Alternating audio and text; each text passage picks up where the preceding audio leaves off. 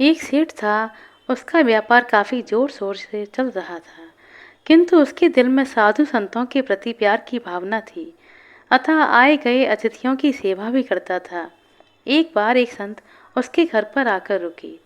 उसने संत की भगत की, अपने घर पर भोजन कराया। संत जी बड़े प्रसन्न हो गए और सोचने लगे कि इस सेठ की आत्मा का कल्याण कर देना चाहिए। उन्होंने सेठ से कहा कि भाई, मैं तुम्हें आत्म कल्याण का मार्ग बताना चाहता हूँ, क्या तुम मुझसे मार्ग लोगे? सेठ ने कहा कि महाराज जी, अभी तो मैं बहुत ही व्यस्त हूँ, आप कुछ दिनों के बाद मार्ग बताइएगा ताकि मैं आत्मचिंतन में समय दे सकूं। संत जी चले गए। 2-3 वर्षों के बाद संत फिर उस सेठ के घर आ पहुंचे।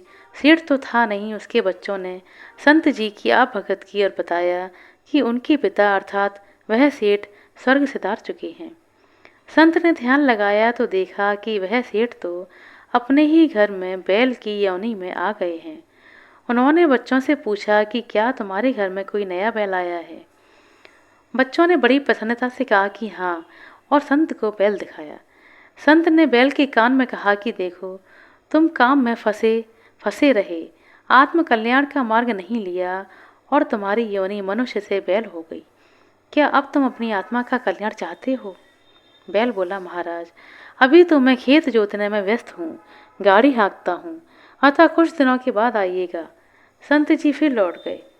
कुछ दिनों के बाद फिर आए तो उन्होंने बच्चों से पूछा कि तुम्हारा वह बैल कहाँ गया है? बच्चों ने कहा, महात्मा जी, वह तो मर गया। संत ने पुनः ध्यान लगाया तो मालूम हुआ कि वह बैल अपने ही दरवाजे का कुत्ता बनकर आया है। उन्होंने बच्चों से पूछा कि तुम्हारे यहाँ कोई काला कुत्ता है? बच्चों ने कहा, हाँ महात्मा जी, बहुत ही अच्छा कुत्ता है, छोटा परंतु अभी से बहुत भौंकता है। उन्होंने कुत्ते को संत जी को दिखाया। संत कुत्ते के पास जाकर उसके कान में बोले, भाई, अब अपनी आत्मा का कल्याण कर ले। कुत्ता बोला, महाराज, अभी तो मैं इस घर की रखवाली करता हूँ, छोटे छोटे बच्चे बाहर दरवाजे पर गंदा कर देते हैं, उन्हें साफ करता रहता हूँ, अतः आप कुछ दिनों के बाद आइएगा, इस बार मैं आपसे अवश्य ही आत्म कल्याण का मार्ग ले लूँगा। संत महाराज फिर लौट गए। संत सोचते रहे कि मैंने सेठ की रोटी खाई है, अतः जब तक मैं उसकी आत्मा का कल्याण नहीं करूँगा, तब तक मेरा साधु कर्म पूरा नहीं हो पाएगा। अतः वह जल्दी से जल्दी सेठ की आत्मा का कल्याण करना चाहते थे। कुछ दिनों के बाद संत फिर उस सेठ के घर जा पहुँचे। उन्होंने बच्चों से पूछा कि वह काला कुत्ता कहाँ गया है? बच्चे बोले, संत जी, वह तो मर गया। संत ने पुनः ध्यान करके देखा तो मालूम हुआ कि वह सांप बनकर अपने धन की रक्षा कर रहा है। संत ने कहा, तुम्हारे पिता ने तुम लोगों के लिए धन संपत्ति कुछ रखी है? बच्चे बोले, महाराज जी, रखी तो है, किंतु जब हम उसे लेने जाते हैं तो वहाँ एक सांप आकर बैठ जाता है और फुफकारता रहता है।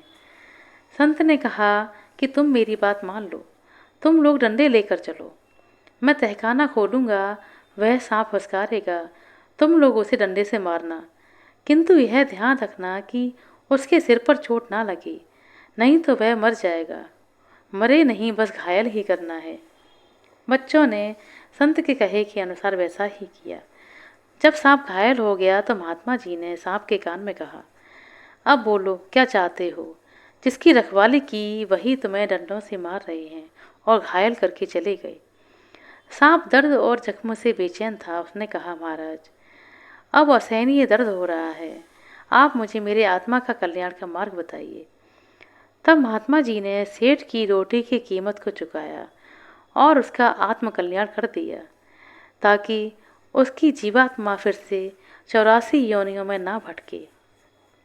आशा करते हैं दोस्तों, आपको हमारे द्वारा सुनाई की छोटी सी कहानी अच्छी लगी होगी। कहानी अच्छी लगी हो तो कृपया लाइक कर दें, शेयर कर दें, चैनल पर नए हैं तो सब्सक्राइब कर लें। अपना कीमती समय देने के लिए बहुत बहुत धन्यवाद। मिलते हैं अगली वीडियो में, तब तक के लिए नमस्कार।